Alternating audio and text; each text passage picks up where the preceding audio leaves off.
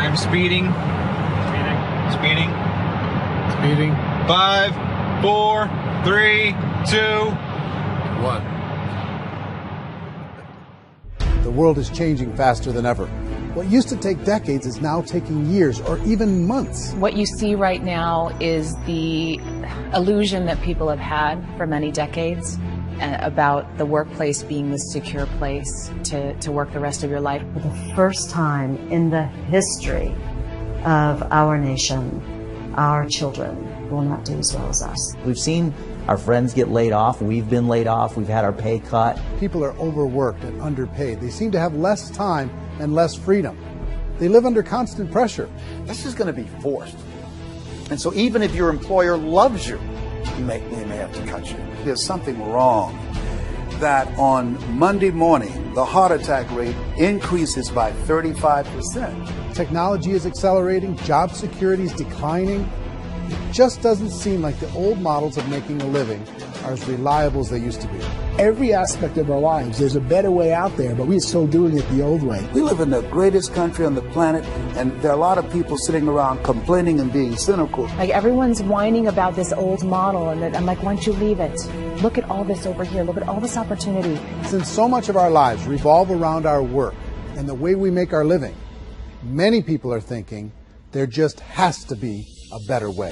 The biggest challenge facing our world today is not making money, is what are we going to do with all the displaced, unemployed people? People are afraid that they're going to make the wrong decision. People are afraid of the unknown. People are afraid that maybe I don't have the skills. Hey, sports fans. Industrial age is over. It's dead. It's dying. That's why going to school to get a job is an obsolete idea. A steady paycheck is an industrial age idea.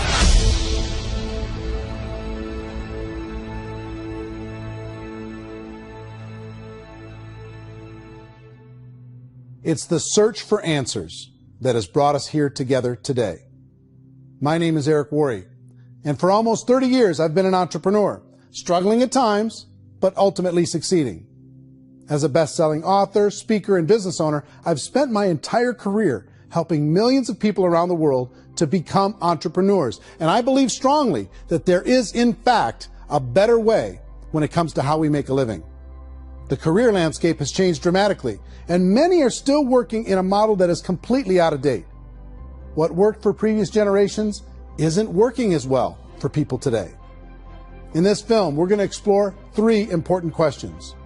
First, what's really going on in our working world today? Second, in this new economy, is it better to become an entrepreneur, or is it safer to work for someone else? And third, if a person decides to become an entrepreneur and start their own business, how can they do it without taking on massive risk? To help in this journey, I've brought together some of the greatest experts and thought leaders in the field of entrepreneurship to share the real facts with you. My intention is to give you new information that will allow you to make choices that are not limited by an old, outdated model. Let's start by understanding what's going on in our working world today.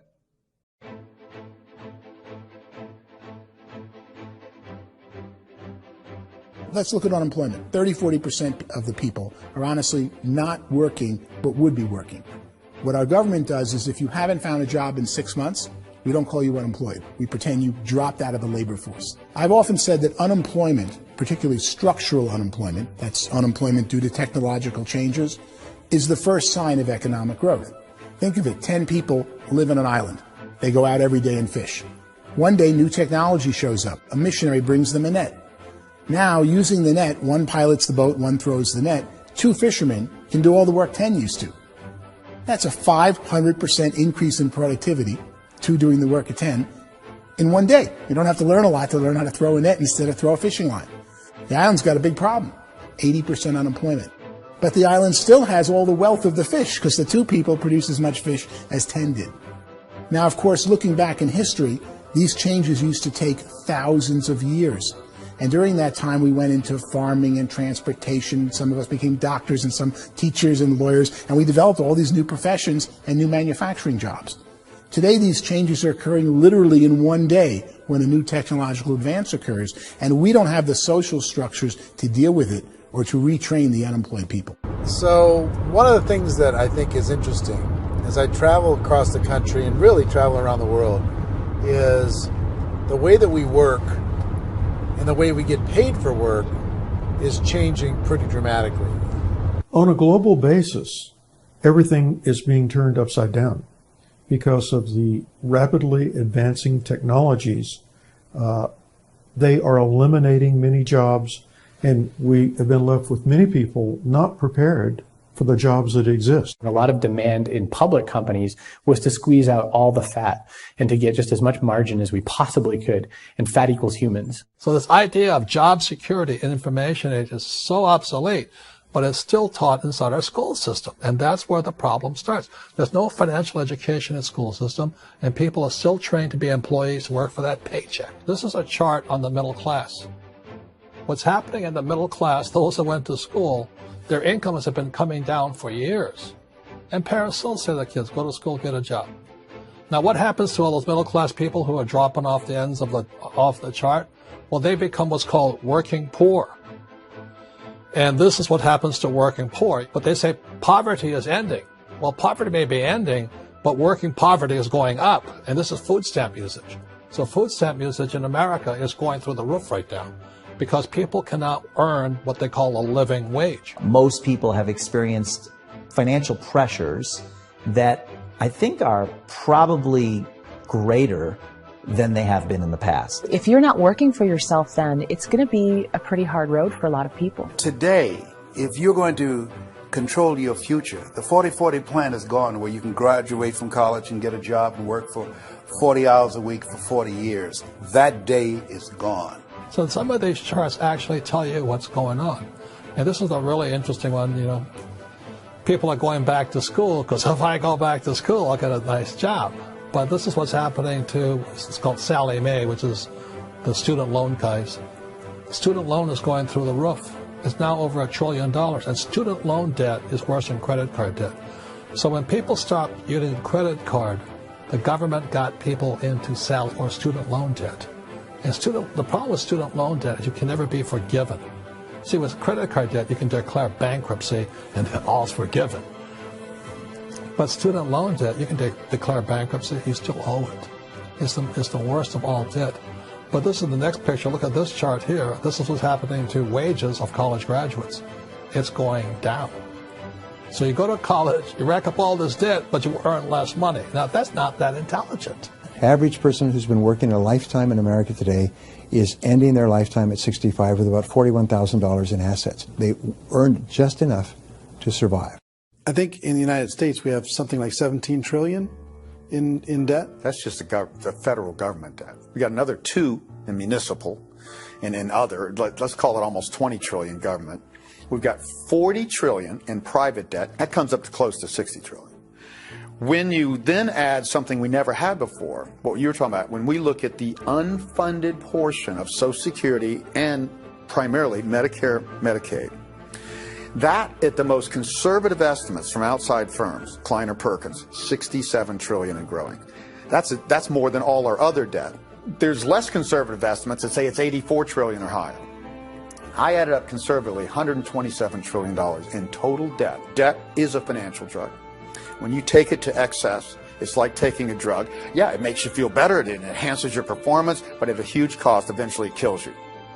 And so that's what happens. We keep doing more and more debt, and you get less and less results, just like a drug, until the debt gets so high that it crushes the whole system. That's where we're at, 8.2 times GDP. You know who I feel sorry for? I feel sorry for the person who dreads going to work, who is sick to their stomach on Monday morning, who hates their alarm clock, who gets a little glimmer of hope on a Wednesday because it's hump day and says, thank God it's Friday. And they live for those 2 days a week where they get to be themselves and they don't have to be around people they don't like, and they don't have to play the political game in the office, and they don't have to live this half life. The person that works 50 weeks a year just to be able to have the 2 weeks for vacation. And you know what happens to most of them nowadays? They don't have a vacation. They have a staycation. They have time off of work, but they don't get to go where they want to go because they're overextended. They've got all this debt. They got all this situation. They hate their alarm clock. They can't sleep until they're done. They have to spend most of their life in traffic. I feel sorry for that group of people because there's a better way. They just don't know it. I see this really interesting attempt at rugged individuality in a 6x8 rectangle. And I feel like you're all the same, except for the little push pins of the pictures. There's different pictures. Yours is named Jenny and his is named Sujara, but it's the same people. And this is how they are, and they're just like the zombies, and there's no joy in there, there's no fun. There's always like the wacky woman who decorates her cubicle, and that's the most she can do there. You got to give her credits, right? The wacky cubicle woman. The basis for their life is worry. I'm worried, you know, maybe I'll get fired. I'm worried maybe my company will go out of business. I'm worried I can't keep spinning the plates on paying the bills. I'm worried about how do I send my kids to college. I'm worried, what if the transmission of my car breaks? That's, you know, 2 or 3, I can't fix it. People live in a sea of worry, and it eats at them. Those signs that people held up during the Depression didn't say looking for gainful employment in a cubicle. It said looking for work. Work is what we're looking for. Job is just a unit of measurement. Work is what we're going after. It's time to look in the mirror and say, it's not the economy, it's my economy. It's my little world of where I am. I need to improve. I'm not going to wait for the economy to come back because, frankly, the economy is doing great in this country. So I'm here on Wall Street, the financial center of the universe, the financial capital of the world. This is where most people's money goes to at least be held for a time, right? With interest rates in banks being effectively zero, and many experts are predicting it's going to stay at zero for the next 10, 20, even 30 years, people feel like they don't have any choice but to put their future into equities, to put their future into the hands of other people on this stock market, and hope that the stock market goes up, hope that the stocks that their advisors pick or that they pick goes up. That's one way to go, I guess.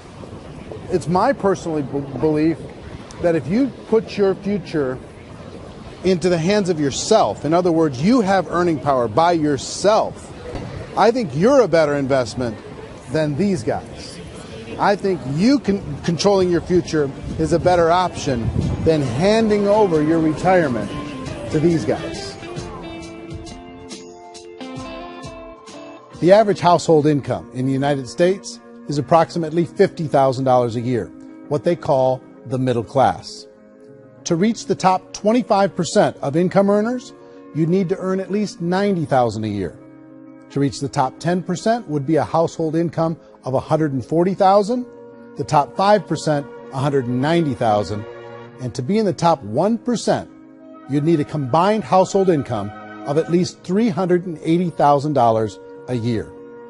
So here's the question. What do you think would give you the best chance to move up and get to the top 10%, the top 5%, the top 1% or beyond?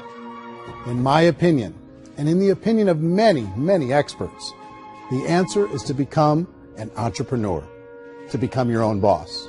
I think you have to be a business owner. I can't, the only time I ever say to someone to be great to be an employee is when they've already told me they've surrendered. I only tell people who are wounded spiritually that they should be an employee. And it's that feeling that you get when you pick up the backpack off the little Cub Scout and say, "Don't worry, little guy, we'll get you back to the camp." You know, it is in no way a kindness when I tell someone they'd be a great employee. The other status symbol really increasingly is lifestyle. I mean, people can own their own business, maybe even work out of their house. That, I tell you, people admire that. Like, gosh, I wish I could do that. The spirit of the entrepreneur is to be a risk taker and to be resourceful and unstoppable and to have a vision of yourself beyond where you are and not willing to settle for life as it is. Think about the great entrepreneurs. They're visionary. They have heart. They're willing to do today what others won't so they can do tomorrow what others can't. Personally, I don't think of the new economy, the old economy. I create my own economy. The entrepreneur's in control. I decide what the economy is going to be like. In the world of entrepreneurship, there are no limits. You can make as much as you want, depending on how much you want to work and how smart you are and how great a team you put together. There's no more lifetime rewarding business than being an entrepreneur. Why in America, where anyone could be anything, would people want to give up their freedom and become effectively a modern-day slave, told shut up and be here every morning at 7:30, leave at 5:30, and do what I tell you? If people decide to become an entrepreneur and work for themselves, they have some traditional options, but they're riskier than you might think. Any kind of a retail business, retail build-outs, is extremely expensive. Even just these small little yogurt stores where they're putting little yogurt machines and you get all the different flavors, you're spending $200,000, $300,000, $400,000 to open a yogurt shop. I would love to buy a Dunkin' Donuts, but it's $500,000 or so to start. I don't quite have that just-in-case money. Risk you can lose it all, and most guys do 2 or 3 times, and even big guys like Branson, because I'm such a fan of his, half his companies don't work. If you make $1 million, your problems are going to go away. If you make $1 billion, your problems are really going to go away. Just the opposite. You and I know when you're making $1 million, you get $1 million responsibilities. You make $1 billion, you got 1,000 times $1 million responsibilities. And most people say, I'd love to be my own boss. 70% of Americans would love to be their own boss, according to recent polls. But they don't know how to get there. Because what are you going to do? One, you could buy an existing business. If somebody's selling an existing business, you have to ask why. Usually because it's probably hard. It's probably not making as much money as they hope. 2, they could buy a franchise. A little less risk, proven system, but it's expensive to be able to do that. 3, they could start something from scratch. And that's where a lot of people feel like, I don't have the chops to do it. I don't have the money. I don't have the product idea. I don't have the expertise. I don't have whatever it's going to take to be able to get there, and I can't risk my family to do it. So, 4th, they could become an investor. A lot of people in this town invest to try and figure out a way, but you got to be pretty smart with that game too, right? Venture capitalists, who are the very best and most sophisticated in investing in new breakthrough businesses, make it on 1 out of 11. That means 10 out of 11 are mediocre or fail. Most of them fail. That's the risk there. An angel investor is lucky to get 1 out of 15 or 20. A business is a team sport. Like, I have to have accountants, I have to have engineers, I have to have systems designers, I have to have sales, marketing, I have to have accounting, I have to have mission statements, I have to have legal and all that. The average Joe Schmo, even me, I go out there, I don't have the skills to put a business together. I think the bottom line for the 4 traditional options is they take money, sometimes a lot of it. They take expertise, and they take time.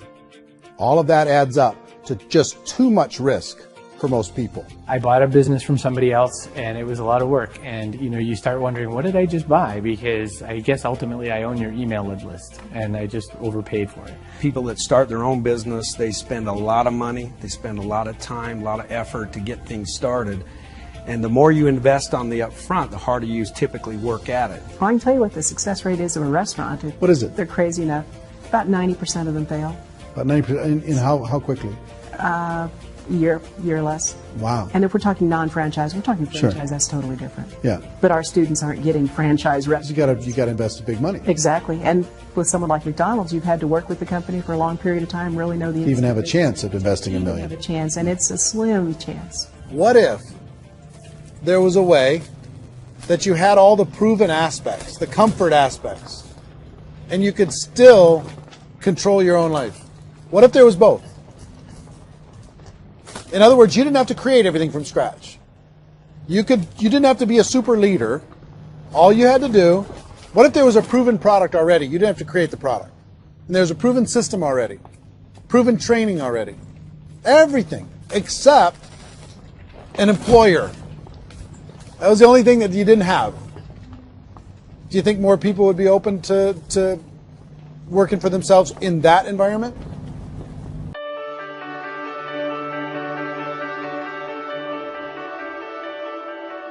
In our search for a better way to make a living, we've come to the conclusion that becoming an entrepreneur is actually safer than being an employee.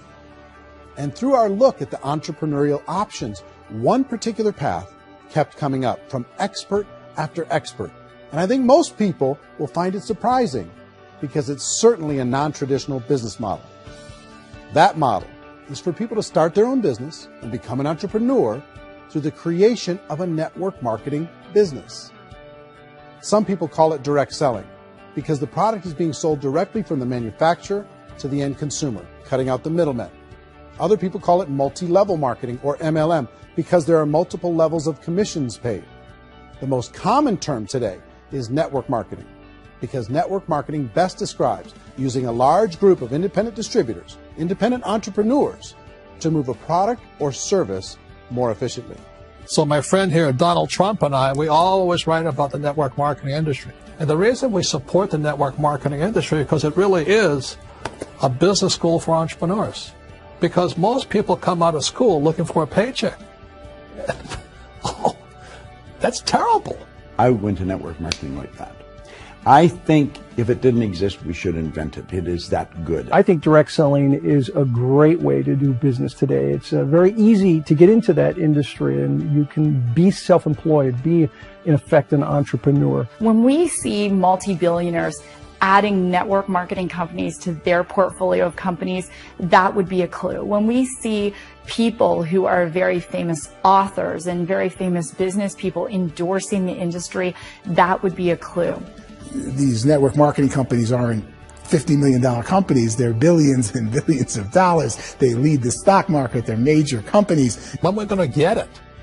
You know, and you're going to school to work for a paycheck. But if you want to be rich, be an entrepreneur. And network marketing gives you the spirit to be an entrepreneur. A traditional company will spend up to 50% of their total revenue on marketing. Network marketing companies use a different approach. Instead of having all that extensive marketing expense, they utilize a network of independent distributors to do the marketing for them. Now, why do they do this? First, because word-of-mouth advertising is so much more effective today than traditional media advertising. Second, some products need to be explained or demonstrated, and an independent salesperson can do that more effectively than an ad campaign. Third, it's completely efficient. The company only pays for the marketing of their product if a sale happens and not before. Imagine if Amazon allowed you to become an independent distributor and paid out 40% of its revenue to that distributor group.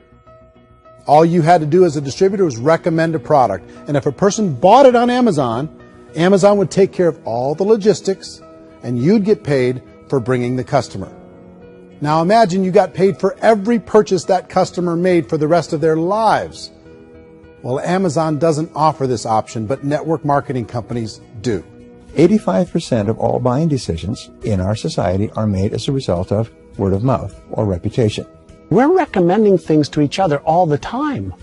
You know, who's your dentist? Who's your doctor? Who's your lawyer? What detergent, are you using? What legal system are you using? What product are you using? We're talking to each other about the things that we love anyway. When you go into a big box retailer, you're lucky if the clerk looks you in the eye, much less gives you any detailed or accurate information about what you're purchasing.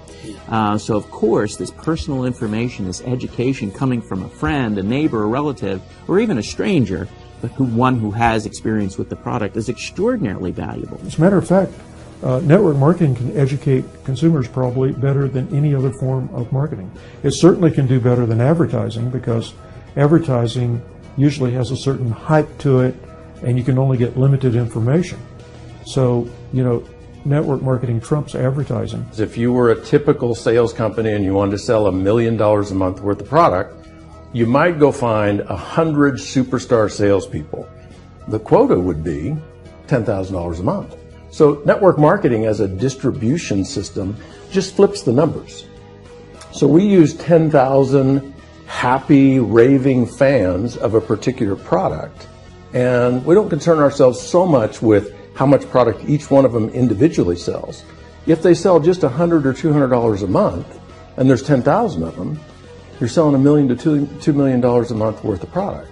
And that's the best way I can explain how network marketing works. This is the marketing arm of the company. There's not money being wasted on bricks and mortar. There's not money being wasted on inventory that's sitting stagnant somewhere. There's not of employees standing around that don't have customers. These are people that are going to connect with customers. These companies allow people to become independent distributors for extremely low cost and with no minimum time or sales quota. Essentially, they own their own business and can provide as much or as little sales as they choose. In other words, the distributor gets all the benefits of traditional business ownership without the risk. The advantage of network marketing is the ease of entry, the low risk, and the low startup cost, because almost everything else has very high risk. You can get in for a minimal investment. You're buying into a system that's already been proven, products or services that have been proven to work. The keys to network marketing is providing an opportunity for the masses to get involved, providing an opportunity for the average person who doesn't have the resources to start their own business.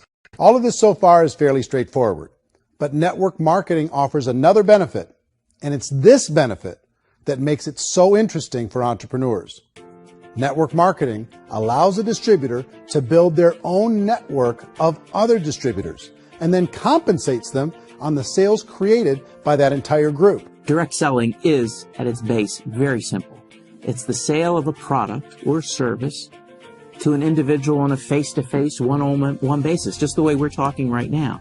But there's an important element as well, and that's the offering in conjunction with that sale of product, the offering of an opportunity for someone to make something of themselves. No matter what your social status is, no matter what language that you speak, I mean, look how many unbelievable people are becoming successful to speak every kind of language out there. What an awesome gift to give the world. Instead of having to work your way up in a system and prove that you could be a sales manager, they just decided everybody can be a sales manager. Everybody gets to build a sales team from day one. And so what that brought into the system of growth as a direct selling company is the concept of compounding or geometric progression. Because now you can actually grow a sales force very quickly because everybody is enrolling people in their own sales force. People who are like, oh, this is weird, I'm building a sales team, or what do you think you do at a regular company? How do you think a regular company works? Network marketing is the only industry that doesn't say your past determines your future. It looks at your past and says, okay, now what can we train you to do so you can have a great future? Every other employer out there wants to exploit you for what you already know, not teach you something new. Network marketing has the potential to save the United States and the world because it's going to teach people not to be employees, but to be entrepreneurs.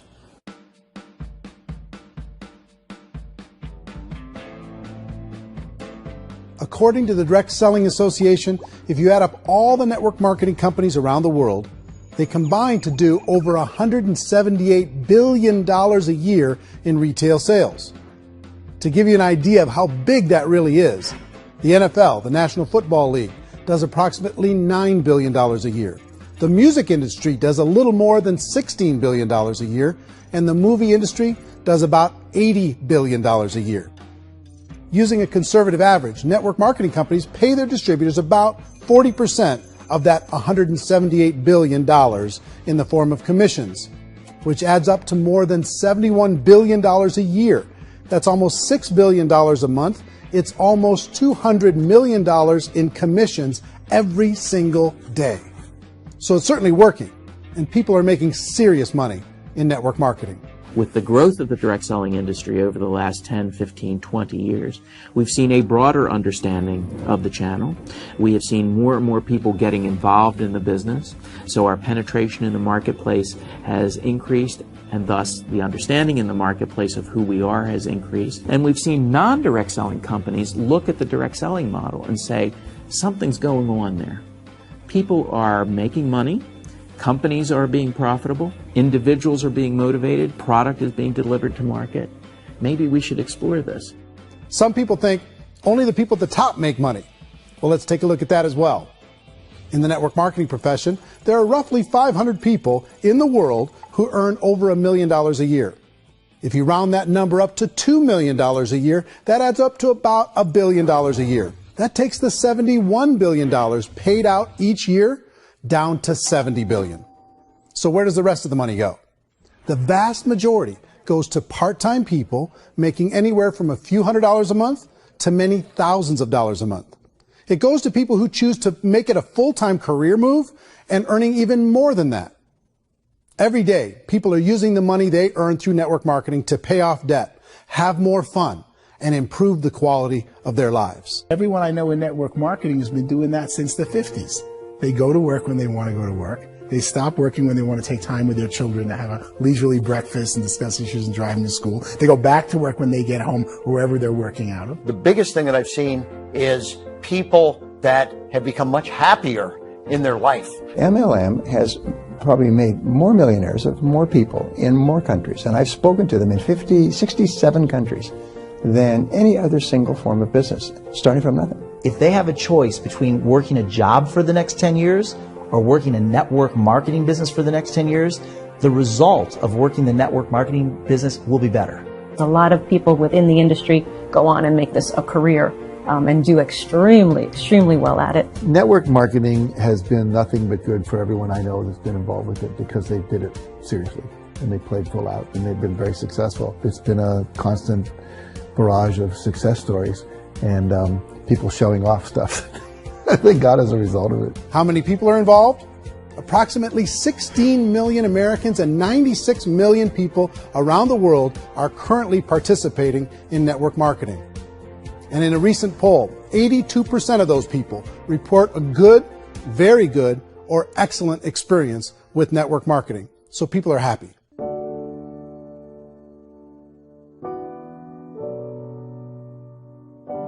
So I've taken a look at the network marketing profession and really tried to understand why so many people are confused as to the validity of this as a business. One is this pyramid shape. People get really messed up with this pyramid. Oh, it's one of those pyramid things. So I just think there are a lot of haters out there who really don't understand the industry and say, oh, it's a get-rich-quick scheme. It's a pyramid. Well, corporate America is a pyramid scheme. You know what I mean? It goes like this. You have thousands of MBAs, let's say working for Ford or General Motors or Coca-Cola. If all these MBAs are all trying to get to here, that's a pyramid. Only one guy's going to make it. Every 10 years, one's going to make it. Whereas you look at network marketing, it's like this. So you're here, and your job is to develop other CEOs coming up behind you. So it's an inverse pyramid. In network marketing, it's a very simple concept. If you sell product, you get paid. It is paid based on production. There is no first mover's advantage. There is no investment component where the more somebody spends, the more they're entitled to make. So the two are polar opposites of each other. It doesn't matter what shape the company is or the compensation plan is shaped, whether it's a circle or a pyramid or a triangle or a trapezoid, it doesn't matter. If compensation is coming primarily from recruitment, then you've got a problem. On the other hand, if an operation is basing their compensation to participants on the basis of sales, even when those sales are generated by people you've recruited, well, then you're a perfectly legitimate enterprise. That's the legal test. It's the practical test. Another issue that's been true in the past that is no longer true now is people used to be in network marketing loaded up with products that they couldn't sell and they ended up a loser. They ended up with a bunch of product in their garage. They ended up with a bunch of products sitting in their kitchen shelves or whatever. And they thought they could sell it and then they weren't willing to or able to sell it. And they ended up with a bunch of stuff and they were bitter about it. There was this thing called front loading where you had to buy if you bought $25,000 worth of product, you got better commissions and all this. Today, it's almost all done by computer. It's direct mail comes from a warehouse somewhere else. You don't have to have all this inventory. You don't have to stock up. It's a paperless world now. Most of it's done online. You have a back office. It really works. And the technology has changed everything. Third issue is people start talking about 99% of people in network marketing don't make any money. Well, we've talked about that over the course of this journey together. Almost $200 million a day is being paid out to network marketing distributors around the world. The naysayers, the people who say that it doesn't work, are usually the ones who just don't know how to make it work for themselves. And so they're giving you an opinion, and I tell people, don't confuse people's opinions with expertise, because opinions are free. And don't confuse sincerity with the truth, because people could be sincerely wrong. But here's the reality inside of network marketing.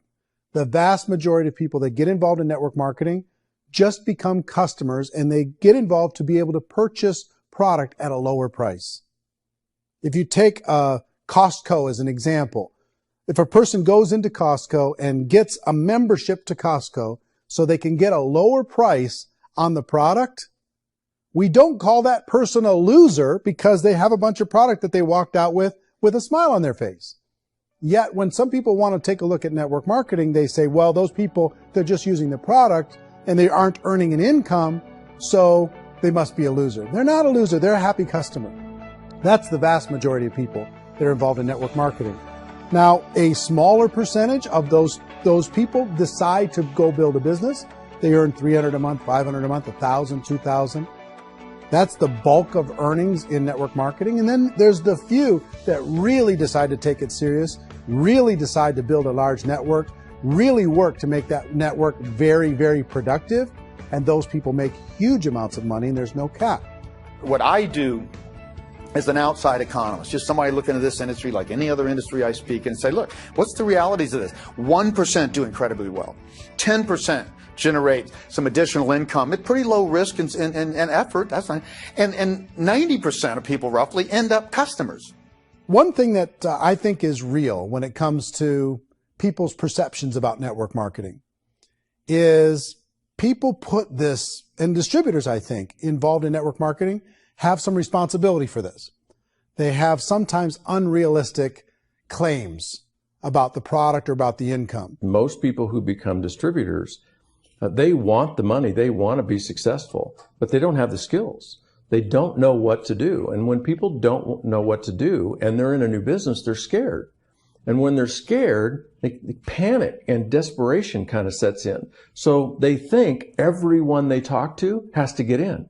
So if I talk to you and you say, well, no, I don't have time to do that, they're like, no, I need you. You have to do this or I won't be successful. So I start clawing on you. I start that desperation. So then I start making claims about the product, which are not appropriate, probably not even true. Or I start saying, oh, let me show you how you can make all this money and you don't have to do anything, Eric.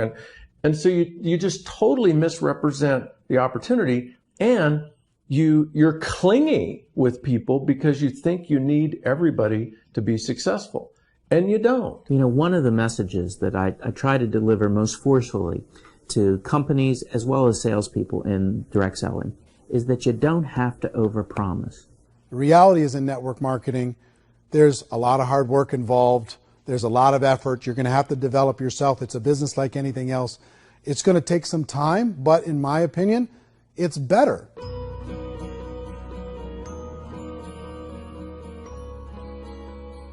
It's light years better for people starting today than it was even 5 years ago. I think it's more widely accepted now, and people understand it is a business. It is being an entrepreneur. It is being a business owner. Our belief system is based upon our evaluation of something, and frequently if we reevaluate a situation, our belief about that situation will change. The industry has changed and it's grown up. It's totally transformed. You've got young people today that have grown up with social media, and they understand networks. They understand how people are connected through technology, and they understand how money flows through those networks. So when they see network marketing, they don't see it the way their parents saw it. And we've all learned, the larger industry that you represent, has all learned from those mistakes and flaws and errors that have happened early on. Early algorithms didn't work the right way. That's all fixed. It's like when they design a computer program, they design the program, then they run it, and then they go back through and they debug it. The MLM industry has been debugged. This is the day of being virtual, being able to run a business from your mobile phone. I mean, it's incredible. Companies are getting smarter. They're implementing more consumer protections. They're implementing more compliance training. They're doing more with respect to product research. If you do get involved and you make purchases of inventory, even on a voluntary basis, if you decide that this business is not for you, you can leave and have that inventory repurchased by the company. There's no other business that offers that kind of protection on a voluntary, self-regulatory basis.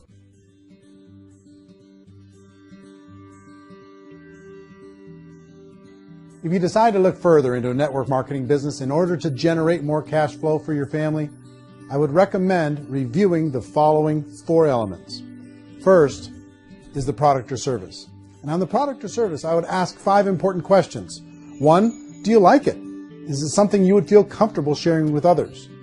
2, is there a recognized need in the marketplace? It's hard to create a need if one isn't naturally there. Third, Does the product meet that need? Does it solve a legitimate problem for consumers? And fourth, is it priced to sell? Can it compete in the marketplace? And fifth, is it priced for profit? Is there enough margin for the company and the distributor to be able to generate income for the long term? If you can answer the questions on the product to your satisfaction, the next element to consider is the company itself. Is it well run? Do you believe in the founders or the management team? Do you feel they have what it takes to go all the way? See, it doesn't matter how good the product is if the management can't take care of the company. Good management can change with the times. They can handle adversity. They can make good decisions. Make sure you choose a company that can serve you for a long time. The third element to consider is the compensation plan. And with that, there are three important things to look at. First, a brand new person needs to be able to generate some money fairly quickly. It may be an obvious reason, but you can probably imagine the ripple effect of a distributor getting involved and having even a small victory fast. That can only help with the overall success of the organization. Second, a person should be able to develop a moderate part-time income in a reasonable period of time. As they develop their network and as their sales grow, they should be able to enjoy more benefits. And third, for the people who are really serious, for those who decide to really go pro in the network marketing profession, there should be the possibility to make a serious full-time income if they work hard and are committed to developing their skills. If you're comfortable with the product, the company, and the compensation plan, the last thing you should look at is the support that will be made available to you. Does the company have a website? Does it have a solid online reporting tool?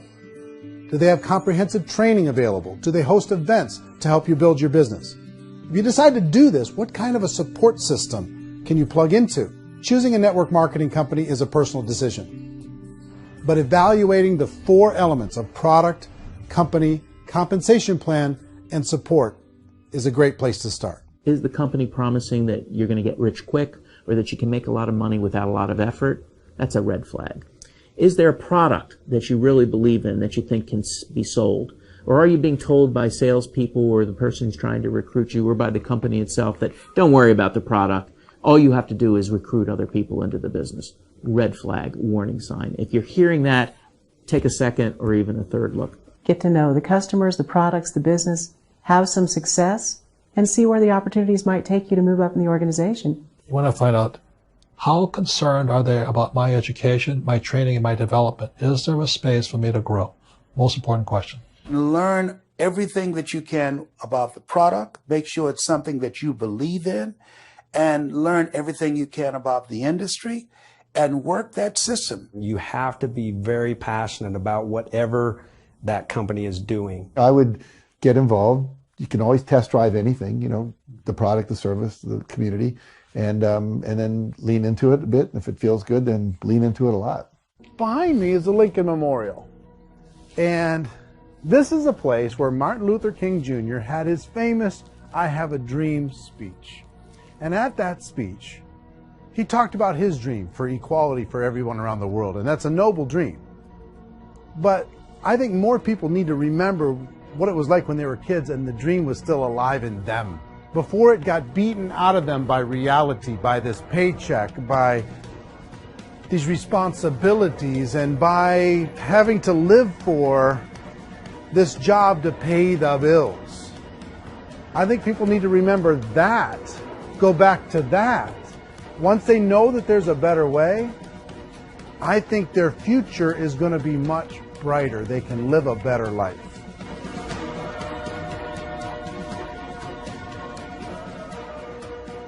So if you're considering getting involved in a network marketing company, let me offer you just a few pieces of advice. First, network marketing isn't perfect. It's emotional. It's challenging. Like any entrepreneurial venture, it can have its up days and its down days. But if you have an entrepreneurial bone in your body, it's just better. Second, if you're going to do it, decide to be professional. Decide to go pro. It's better to do that than just be this amateur sticking your toe in the water. Third, as any professional, you're going to have to learn some new skills. And I promise you, inside of the network marketing profession, they're not too difficult to learn. Fourth, like anything worthwhile, it's going to take some time. Don't expect that you're going to get to the finish line right out of the gate. And fifth, it's worth it. It's worth it to be able to take charge of your life again. It's worth it to be able to control your own financial situation. It's worth it for the people you're going to be able to spend time with. It's worth it for the things you're going to be able to see and the experiences you're going to be able to experience.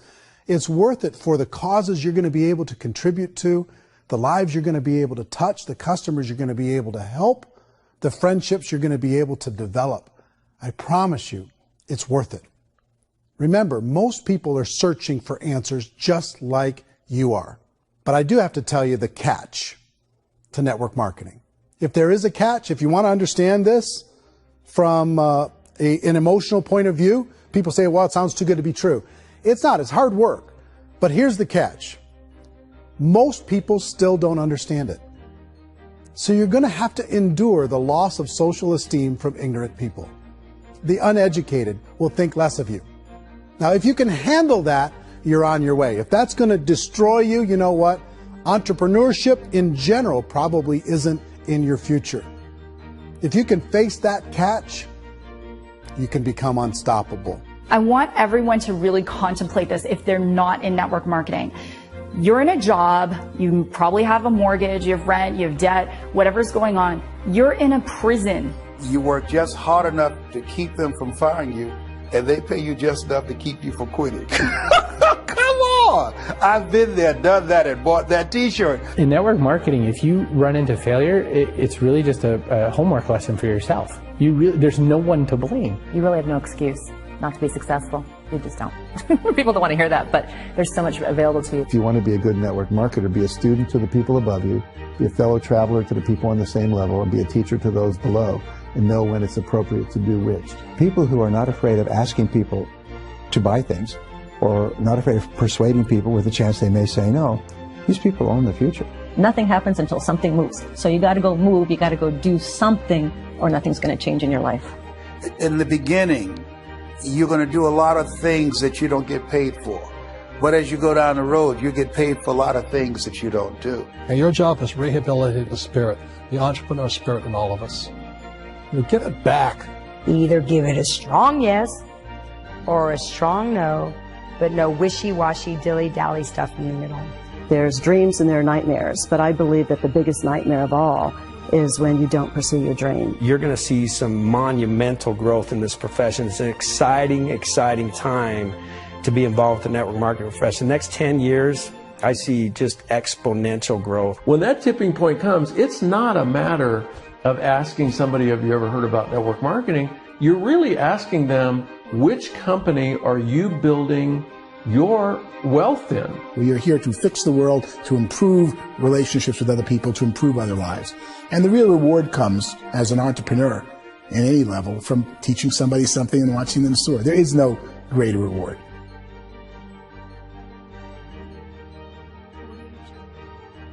Life's too short to spend it living someone else's dream instead of your own.